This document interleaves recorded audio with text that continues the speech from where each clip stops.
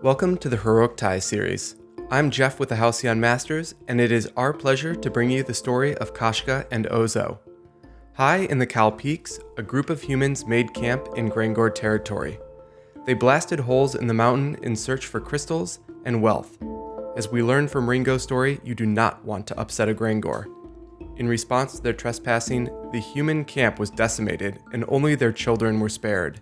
To better understand humankind, the Grangors decided to raise the children as their own. One of these infants was named Koshka. For her adopted mother, she could not have survived in the wild, as she could not camouflage into the bushes, her nails and teeth were worthless, and the world was dangerous and unsuited to her. Even with her natural disadvantages, Koshka grew to be a beautiful and dangerous creature. She learned quickly, could climb the highest trees, pounce without fear, and disappear into the weeds. The Grangor metal workers fashioned claws for her, which allowed Koshka to be a useful hunter. Over time, the mountains could not satisfy Koshka's curiosity, and she left home seeking more adventure. Stories traveled back to the mountains of the psychotic jungle cat fighting for one side or another at random. Her mother just laughed because Koshka has no foes. In her world, everything is play, and beware, she's ruthless with her toys. I want to play! I'm sure one of her mother's favorite stories was when a mercenary named Saw laid waste to an entire forest just because she wanted to have fun with them. Dad, you're it! Her story is unique in the Vainglory world because of her freedom from purpose and responsibility. The world is her playground, and she goes where she can have the most fun. On one occasion, a round, shiny object catches her interest. Shiny! She picks it up, twirls it around, runs over to Petal, who just happens to be passing by. "Hey, do you know what this thing is?" asked Koshka. "Your pets are cute. Do they like candy?" Well, Petal responds to the crazy cat girl by running in the opposite direction. Koshka thinks they're playing chase and pins her to the ground. Petal hits Koshka with a sunbeam, and Koshka loses all interest in talking to Petal after getting burned, so she just runs off. Not too far away, she sees Krul. "Hello. Hey, I like your glowy sword. I have claws too, but you look grumpy. Let's do our positive affirmations. I love and approve myself." Krul responds in the same way that Petal does and runs from Koshka. "Hey, before you go, what's this thing?" "Ooh, it has a button." While distracted by the button, Adagio floats by. Koshka is taken by the beauty of his wings and runs over to him and tries to take him off so that she can put him on. Adagio gives her a quick zap, and Koshka just asks, "What's with everyone in the burning things today?" "Fine then, I'll just push this button and..." Oh, that's what this thing does. As you can see, Koshka is a fun seeker. And what's more fun than a rave?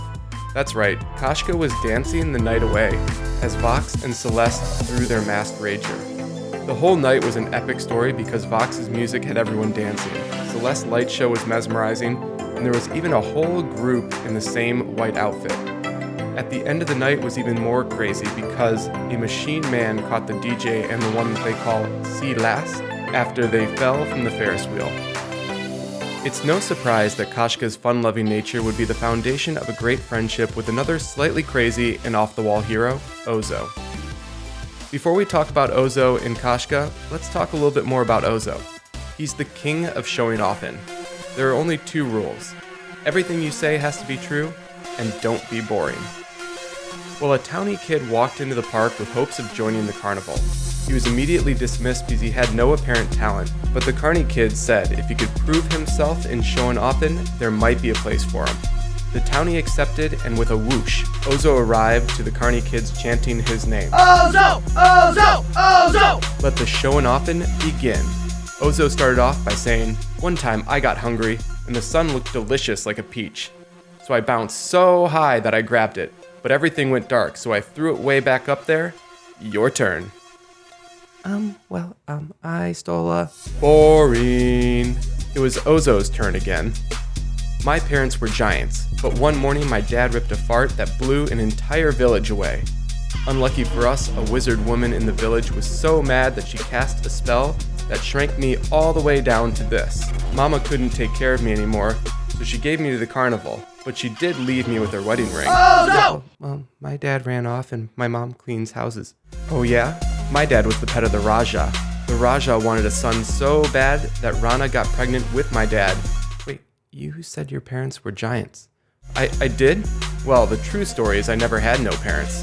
I was born from a magical banana ate my way out, and fell from a tree. No, that can't be true. All stories are true, Butt Nugget. Ozo got really close to the kid and said, I wish I had a mama to sit home worried about me. Go home. After just getting schooled by Ozo, the kid ran home. Ozo just sat back and watched the lights being strung up in preparation for the Red Lantern Festival. The next day, Ozo and Koshka were racing. Wait up, yelled Koshka, who was racing after Ozo in her special Red Lantern dress. When she caught up to him, she pinched him on the nose and called him a cheater for riding his ring. The two exchanged some friendly banter on who could jump further, run faster, or lift more weight. They tossed some candy to the minions and got back to joking around. Ozo exclaimed that he could transform into anything. Ozo got onto all four and started walking around meowing like a cat. Koshka said, that's nothing. I can pretend to be a girl. So much And conditioner. she stood up on 2 feet. Look at me. I'm a princess and I like peanut butter. Yeah? Well, I can summon the wind. Well, I can summon the rain. The two decided to finish their dispute with a kumquat eating contest, and they both stuffed their face full of the sweet fruit. Koshka had to concede, but got the last laugh when she used her magic to pull a piece of candy from behind Ozo's ear. The two fell back laughing, wishing each other a happy Red Lantern Festival.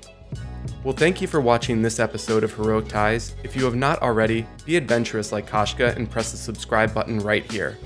Thumbs up and subs really help out this channel. Plus, you'll be the first to get notified when we release a new video. So until next time, we'll see you on the Halcyon Fold.